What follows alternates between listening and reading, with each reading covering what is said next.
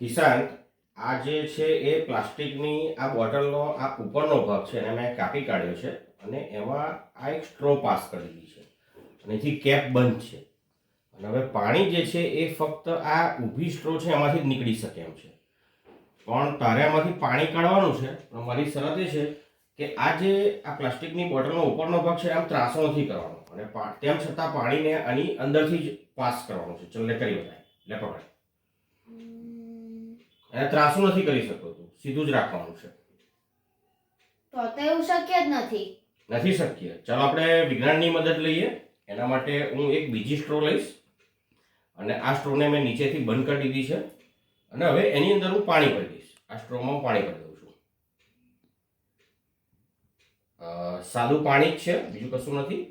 હવે આ સાદું પાણી ભરેલી સ્ટ્રો જે છે એને હું આની ઉપર આમ ઊંધી પાડી દઈશ. તો તમે જોઈ શકો છો કે પાણી સ્ટ્રોમાંથી નીકળી રહ્યું છે. પપ્પા, આવું શક્ય કેવી રીતે થયું? મને ખબર ના પડી. વિજ્ઞાનમાં આને બેલ સાયફન કહેવામાં આવે છે અને ચાલો સમજવાની કોશિશ કરીએ કેવી રીતે કામ કરે છે.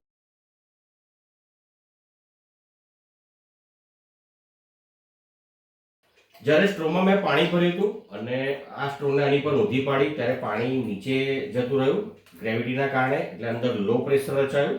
વાતાવરણનું દબાણ એટલું ને એટલું જ હતું, એટલે કમ્પેરેટિવલી વાતાવરણનું દબાણ જે છે એ વધી ગયું. એટલે વાતાવરણનું દબાણ જે છે આ બાજુમાંથી પાણીને દબાવે છે, એટલે પાણી જે છે એ વચ્ચેની સ્ટ્રોમાંથી બહાર આવે છે.